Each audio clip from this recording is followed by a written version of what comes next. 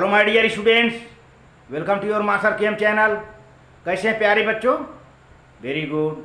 आज मैं Amla Shankar Yadav Master Chem channel की तरफ से क्लास 12 के बच्चों को सॉल्यूशन चैप्टर से वीडियो लेकर आया हूँ। आज के वीडियो में प्यारे बच्चों हमारा ये डिस्कशन होगा application of depression in freezing point. क्या इसका यूजेज है प्यारे बच्चों? कार के रेडिएटर में पानी भरा रहता है, कहीं जम जाता है तो दिक्कत हो जाती है। ऐसी स्थिति में उसमें एंटी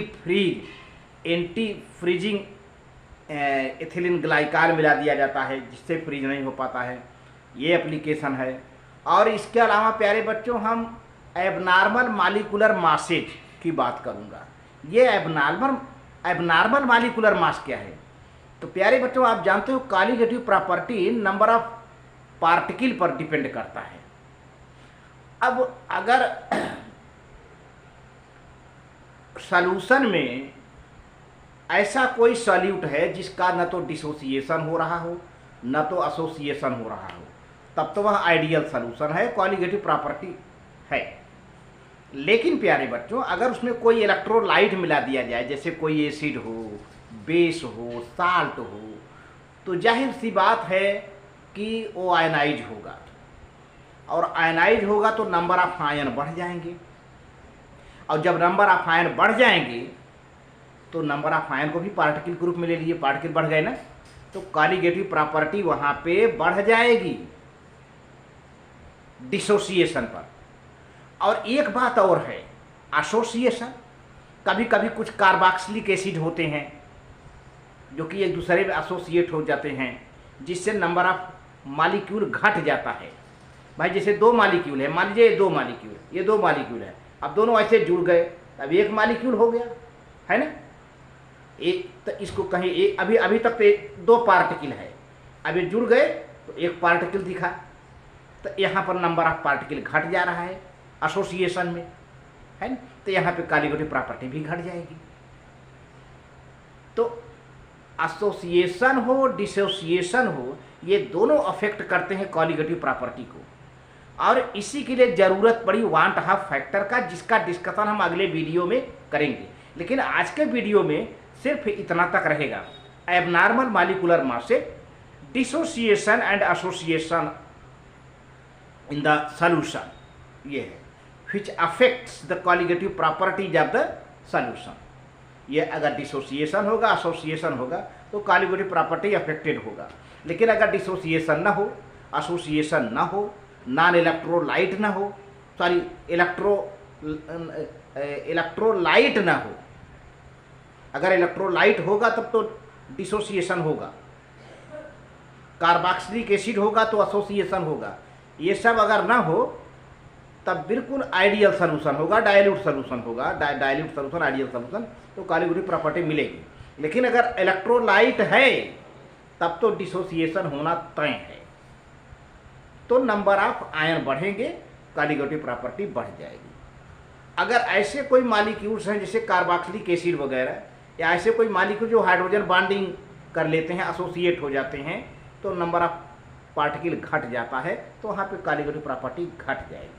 ये बहुत इंपॉर्टेंट है और बहुत तेज़ी से बोर्ड के एग्जामिनेशन में प्यारे बच्चों आता है। तो इसी चूँकि वीडियो लंबा हो रहा था तो हम डिसोसिएशन एसोसिएशन तक ही इसको यहाँ पे रोक करके, और इसको दूर करने के लिए वांट हाफ फैक्टर यूज किया गया है ना, तो जिसका हम डिस्कशन हम अगले वीडियो में करेंगे। तो चलते हैं। हाँ तो प्यारे बच्चों, application of depressions in freezing point, applications of depressions in freezing point. तो देखिए डिप्रेशन इन फ्रीजिंग पॉइंट का क्या यूजेज है, क्या इम्पॉर्टेंस है, देखें। पहला है in making anti freeze solution, anti freeze solution बनाने में यूजेज है, एप्लीकेशन है। जैसे देखिए the running of car in sub zero weather even when the radiator is full of water, radiator में पानी भरा रहता है, radiator is full of water which freezes below 273 kelvin, 273 kelvin temperature के नीचे वो फ्रीज कर जाता है, जम जाता है रेडिएटर में। and has been possible due to the fact that depression in freezing point of the water takes place when the इस तरह से when the appropriate amount of suitable solute usually ethylene glycol called antifreeze is dissolved in the water। तो इसको रोकने के लिए प्यारे बच्चों इसमें एथिलीन ग्लाइकाल मिला दिया जाता है जो कि एंटी फ्रीज है। तो एक ये एप्लीकेशन है।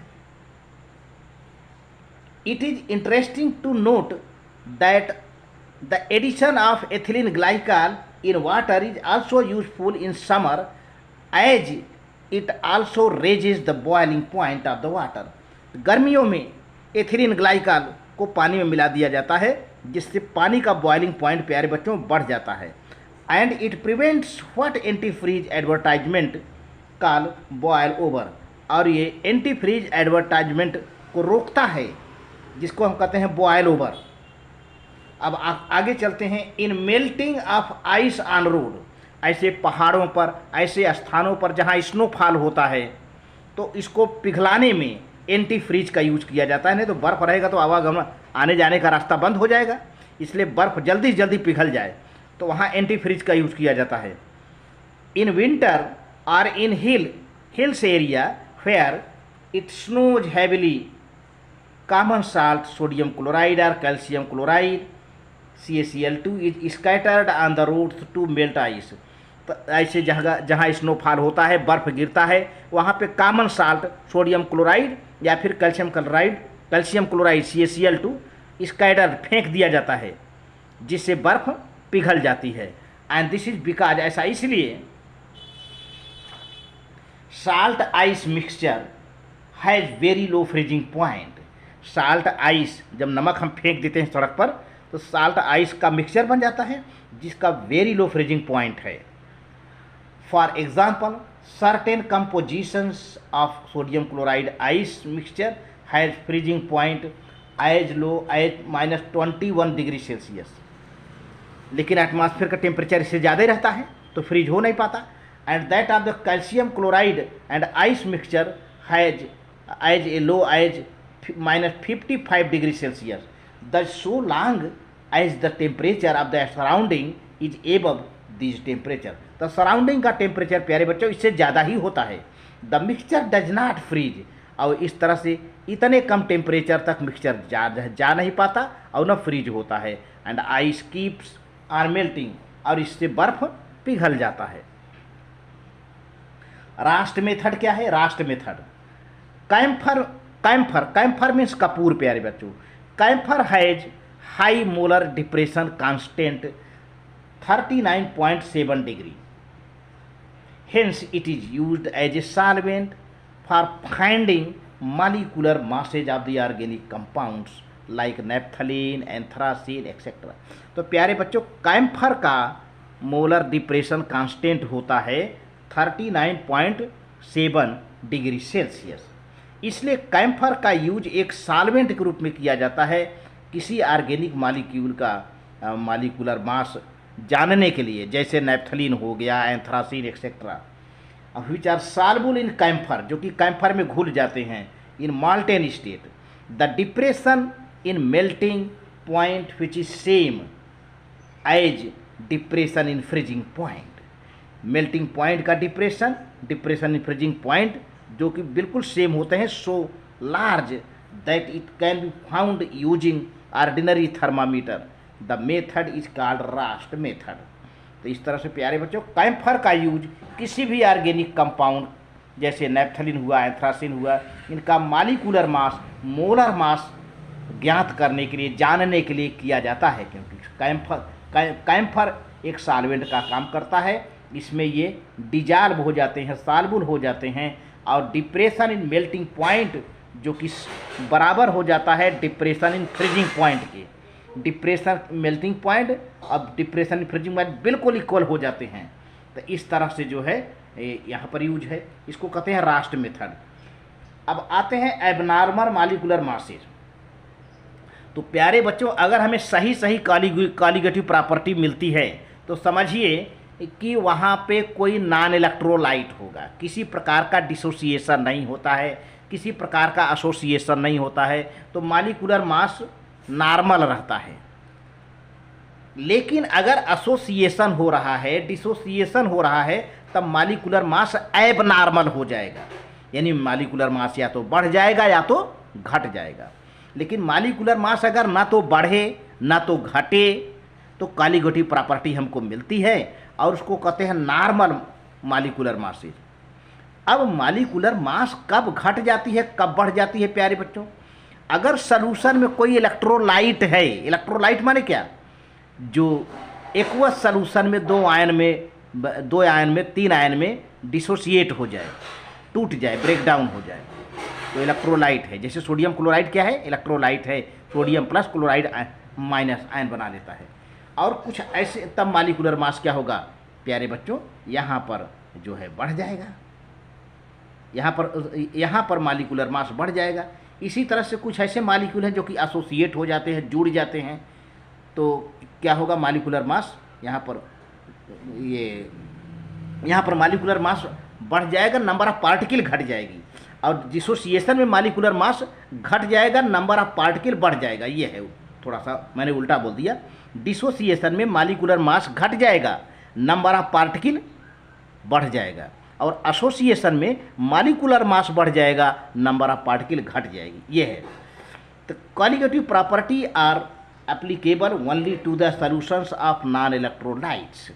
कॉलिगेटिव प्रॉपर्टी प्यारे बच्चों ऐसे सॉल्यूशन के लिए एप्लीकेबल है जिसमें नॉन इलेक्ट्रोलाइट हो, मतलब न तो उसका डिसोसिएशन हो न तो association. which do not undergo any dissociation or association in the solution. In case of aqueous solutions of electrolytes, that is acid, HCl, H2SO4, CH3COH, etc. In organic bases, जैसे NiOH, KOH, CaOH2, calcium hydroxide, and salts देख लिया जाए, sodium chloride, potassium nitrate, barium chloride, etcetera, BaCl2, which dissociate are to small extent in the solution, जो कि solution में dissociate हो जाते हैं, या तो कंप्लीटली या तो स्मॉल क्वांटिटी में। The number of particles in the solution increases as the value of colligative property depends on the number of the particle of the solute, therefore the experimentally observed value of colligative property comes out to be higher than the theoretically expected. इस तरह से देखा जाए प्यारे बच्चों, चूंकि dissociation हो रहा है तो नंबर ऑफ आयन बढ़ेंगे, तो कॉलिगेटिव प्रॉपर्टी एक्सपेरिमेंटली देखा जाए तो बढ़ जाता है, जो कि expected theoretically point of view से एक्सपेरिमेंटली कॉलिगेटिव प्रॉपर्टी बढ़ जाता है प्यारे बच्चों, क्योंकि डिसोसिएशन हो रहा है और मॉलिक्यूलर मास घट जाता है, नंबर ऑफ पार्टिकल बढ़ जाते हैं। अच्छा, अब देखिए, as the molecular mass is inversely proportional to the colligative property, यानी मॉलिक्यूलर मास बढ़ेगा तो कॉलिगेटिव प्रॉपर्टी घटेगा, इनवर्सली प्रोपोर्शनल है। The observed molecular mass comes out to be less than theoretically expected value. जब डिसोसिएशन होगा तो molecular mass क्या हो गया प्यारे बच्चों? कम हो जाता है। डिसोसिएशन में मॉलिक्यूलर मास कम हो जाता है, नंबर ऑफ पार्टिकल बढ़ जाते हैं। For example, in the case of potassium chloride in aqueous solutions, each molecule dissociate to give 2 ions. Potassium chloride की बात किया जाए तो एक पोटेशियम क्लोराइड का मॉलिक्यूल 2 आयन देता है, एक पोटेशियम आयन एक chloride ion. The number of particles becomes double हो गया, पार्टिकल 2 आयन हो गए ना। पहले एक अकेले पोटेशियम क्लोराइड था, लेकिन अब ये डिसोसिएट हो गया तो 2 आयन बना दिया, डबल हो गया ये। The observed value of colligative property becomes double. जो ऑब्जर्व्ड वैल्यू जो एक्सपेरिमेंटली हमने देखा तो डबल हो जाता है, बट एक्सपेक्टेड वैल्यू क्या है? हाफ है टू द एक्सपेक्टेड। और मॉलिक्यूलर मास क्या है? हाफ हो जाता है, मॉलिक्यूलर मास हाफ हो जाता है, नंबर ऑफ पार्टिकल डबल हो जाते हैं, द एक्सपेक्टेड वैल्यू ये है। तो इस तरह से प्यारे बच्चों, नंबर ऑफ पार्टिकल डबल हो गए, मॉलिक्यूलर मास हाफ हो गया डिसोसिएशन में। अब आगे देखते हैं एसोसिएशन की बात। एसोसिएशन में नंबर ऑफ पार्टिकल क्या हो जाएगा? घट जाएगा और मॉलिक्यूलर मास बढ़ जाएगा, यानी मॉलिक्यूलर मास क्या होगा? डबल हो जाएगा और नंबर ऑफ पार्टिकल क्या हो जाएगा? हाफ हो जाएगा, उल्टा। In the case of certain substances association takes place in the solution for example acetic acid, benzoic acid etcetera when dissolved in benzene exist a doubly associated molecules in benzene due to hydrogen bonding which may be represented as. अब देखो प्यारे बच्चों, एक carboxylic acid है RCOOH, ये carboxylic group है ना, RCOOH carboxylic group है ये ध्यान दो, ये है RCOOH कार्बोक्सिलिक ग्रुप है।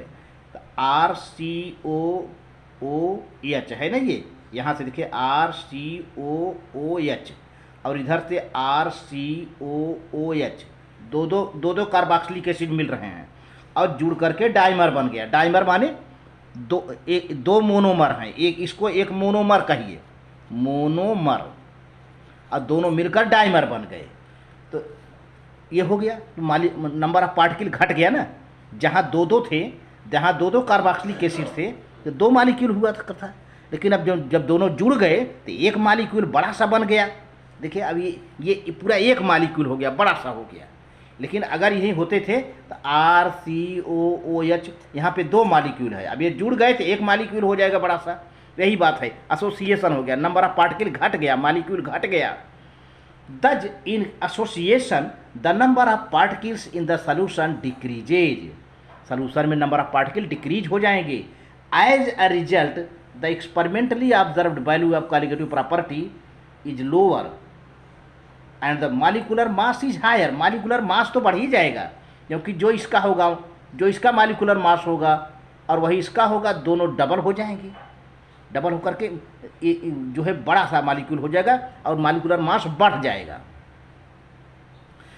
Then the expected value if the association were complete the observed value of the colligative property will be half. तो कॉलिगेटिव प्रॉपर्टी प्यारे बच्चों हाफ हो जाएगा, क्योंकि नंबर ऑफ पार्टिकल क्या हो जाता है, हाफ हो जाएगा। 2 मॉलिक्यूल जुड़ गए तो एक बना, तो 2 की जगह पर 1 हो गया ना, तो हाफ हो गया। And the molecular mass will be double, और मॉलिक्यूलर मास डबल हो जाएगा प्यारे बच्चों, दोनों का जोड़ दिया जाए तो डबल हो जाएगा। Then the expected value when the molecular mass of the substance determined by studying any of the colligative properties comes out to be different than the theoretically expected value the substance is said to be showing abnormal molecular mass. इस तरह से प्यारे बच्चों देखा जाए तो ऐसे कोई मॉलिक्यूलर मास सब्सटेंस जिनका कॉलिगेटिव प्रॉपर्टी बिल्कुल डिफरेंट आता है, या तो ज़्यादा आता है या तो कम आता है, तो इसका मतलब होता है कि मॉलिक्यूल एबनॉर्मल मॉलिक्यूलर मास शो कर रहा है। मॉलिक्यूल में या तो डिसोसिएशन हो रहा है या तो एसोसिएशन हो रहा है। अब डिसोसिएशन कब होगा, जब कॉलिगेटिव प्रॉपर्टी बढ़ रहा होगा तो समझिए डिसोसिएशन हो रहा है, जब कॉलिगेटिव प्रॉपर्टी घट रहा है तो समझिए एसोसिएशन हो रहा है प्यारे बच्चों। तो इस तरह से the colligative properties hold good only for dilute solution which act as ideal solution. तो कॉलिगेटिव प्रॉपर्टी कहाँ लागू होता है, केवल डाइल्यूट सोल्यूशन में, केवल डाइल्यूट आइडियल सोल्यूशन में कॉलिगेटिव प्रॉपर्टी लागू होता है। न तो वहाँ डिसोसिएशन होता है, न तो वहाँ एसोसिएशन होता है। आइडियल सोल्यूशन में न तो डिसोसिएशन होगा, न तो एसोसिएशन होगा, न तो निगेटिव डेविएशन शो करेगा, न तो पॉजिटिव डेविएशन करेगा, न तो कोई एजियोट्रॉप वहाँ बनेगा। तो ऐसे सोल्यूशन को हम आइडियल सोल्यूशन कहते हैं और वहीं कॉलिगेटिव प्रॉपर्टी मिलता है। लेकिन कॉलिगेटिव प्रॉपर्टी जहाँ घट जाए बढ़ जाए तो इसका मतलब मॉलिक्यूल में डिसोसिएशन हो रहा है या एसोसिएशन हो रहा है। Even when the solute is non volatile non electrolyte, कभी कभी ऐसा देखा जाता है, कभी कभी सॉल्यूट नॉन वोलेटाइल है, नॉन इलेक्ट्रोलाइट है, non associated non dissociated deviations from the theoretically expected values of the colligative property and molecular masses are observed at higher concentration. तो अब कभी कभी तो ऐसा भी होता है कि एसोसिएशन भी ना हो रहा हो, डिसोसिएशन भी ना हो रहा हो, नॉन वोलेटाइल सॉल्यूट है, नॉन इलेक्ट्रोलाइट है, तब तो आइडियल सोल्यूशन की तरफ बिहेव करना चाहिए। बट कंसंट्रेशन अगर उसका हाई हो जाता है तब नॉन आइडियल हो जाएगा। सब कुछ होने के बाद भाई अगर उसमें नॉन वोलेटाइल है, नॉन इलेक्ट्रोलाइट है, एसोसिएशन भी नहीं हो रहा है, डिसोसिएशन नहीं हो रहा है, तब तो कॉलिगेटिव प्रॉपर्टी शो करना चाहिए। लेकिन एक चीज़ गड़बड़ हो गया है कि हायर कंसंट्रेशन हायर हो गया है, इसलिए यहाँ पर जो है कॉलिगेटिव प्रॉपर्टी नहीं मिलेगा। सब कुछ होने के बावजूद कॉलीगेटिव प्रॉपर्टी मिल जाना चाहिए था, लेकिन कंसंट्रेशन हायर है प्यारे बच्चों। इस बात को समझने की कोशिश करिए। तो कभी कभी ऐसा होता है कि even when the solute is non volatile, non electrolyte, मतलब कोई आयन नहीं बनाएगा, non associated, non dissociated, deviations from the theoretically expected values of the colligative property and molecular masses are observed at higher concentration। ये term देखिए, at higher concentration। तो इसीलिए मैंने पहले बताया था कि colligative property actually dilute solution के लिए लागू होता है। डाइल्यूट का मतलब उसका कंसंट्रेशन ही कम होगा, लेकिन हायर कंसंट्रेशन जब हो गई तब फिर ना। This is because at higher concentration the molecules are so close. जब कंसंट्रेशन बढ़ा दिया जाएगा प्यारे बच्चों, तो मॉलिक्यूल एकदम पास में आ जाएंगे to each other, that they exert appreciable molecular forces of attraction resulting into the deviations from the ideal behaviour. इस तरह से जब कंसंट्रेशन हाई हो जाएगा तो मॉलिक्यूल एक दूसरे के पास में आ जाएंगे और उनके बीच में फोर्स ऑफ अट्रैक्शन बढ़ जाएगा, और जब फोर्स ऑफ अट्रैक्शन हो जाएगा तो वहाँ पर भी नंबर ऑफ पार्टिकल घट जाएंगे और वह नॉन आइडियल सोल्यूशन हो जाएगा, और कॉलीगेटिव प्रॉपर्टी शो नहीं करेगा प्यारे बच्चों। इस तरह से वीडियो अच्छा लगे तो लाइक करके सब्सक्राइब करना, शेयर करना। थैंक यू वेरी मच प्यारे बच्चों।